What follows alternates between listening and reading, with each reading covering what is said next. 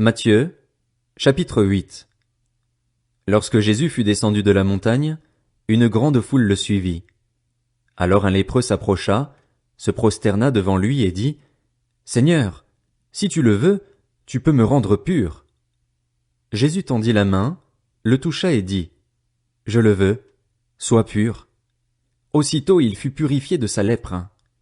Puis Jésus lui dit, « Fais bien attention de n'en parler à personne, mais va te montrer aux prêtres et présente l'offrande que Moïse a prescrite, afin que cela leur serve de témoignage. » Alors que Jésus entrait dans Capernaüm, un officier romain l'aborda et le supplia en disant, « Seigneur, mon serviteur est couché à la maison, atteint de paralysie, et il souffre beaucoup. » Jésus lui dit, « J'irai, et je le guérirai. » L'officier répondit, « Seigneur, je ne suis pas digne que tu entres sous mon toit, mais dis seulement un mot et mon serviteur sera guéri.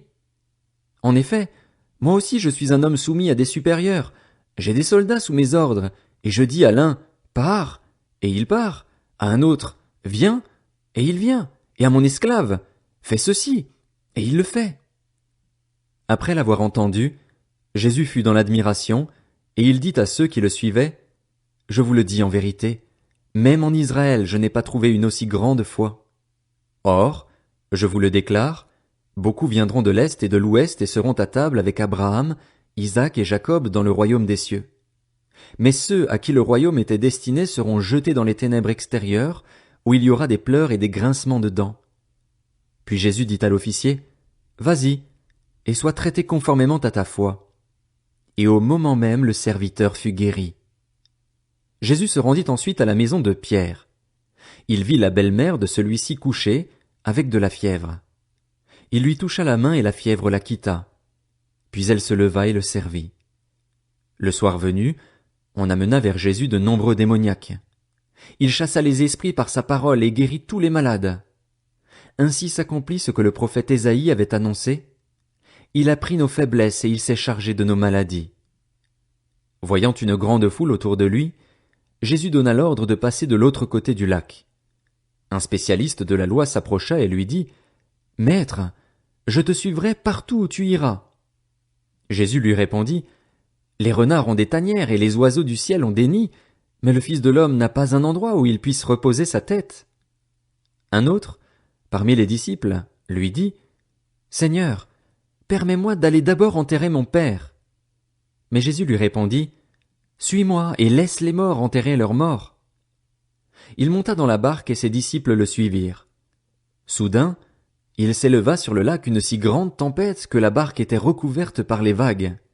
Et lui, il dormait. Les disciples s'approchèrent et le réveillèrent en disant, « Seigneur, sauve-nous, nous allons mourir. » Il leur dit, « Pourquoi êtes-vous si craintifs, hommes de peu de foi ?» Alors il se leva, menaça les vents du lac et il y eut un grand calme. Ces hommes furent très étonnés et dirent, « Quel genre d'homme est-ce? Même les vents et la mer lui obéissent. » Lorsqu'il fut arrivé sur l'autre rive, dans le pays des Gadaréniens, 2 démoniaques qui sortaient des tombeaux vinrent à sa rencontre. Ils étaient si dangereux que personne n'osait passer par là. Et voilà qu'ils se mirent à crier, « Que nous veux-tu, Jésus, Fils de Dieu? Es-tu venu ici pour nous tourmenter avant le moment fixé? » Il y avait loin d'eux un grand troupeau de porcs en train de chercher à manger. Les démons suppliaient Jésus, « Si tu nous chasses, permets-nous d'aller dans ce troupeau de porcs. » « Allez-y, » leur dit-il. Ils sortirent des 2 hommes et entrèrent dans les porcs. Alors tout le troupeau se précipita du haut de la falaise dans le lac, et ils moururent dans l'eau. Les gardiens du troupeau s'enfuirent et allèrent dans la ville rapporter tout ce qui s'était passé et ce qui était arrivé aux démoniaques. Alors tous les habitants de la ville sortirent à la rencontre de Jésus et, dès qu'ils le virent, ils le supplièrent de quitter leur territoire.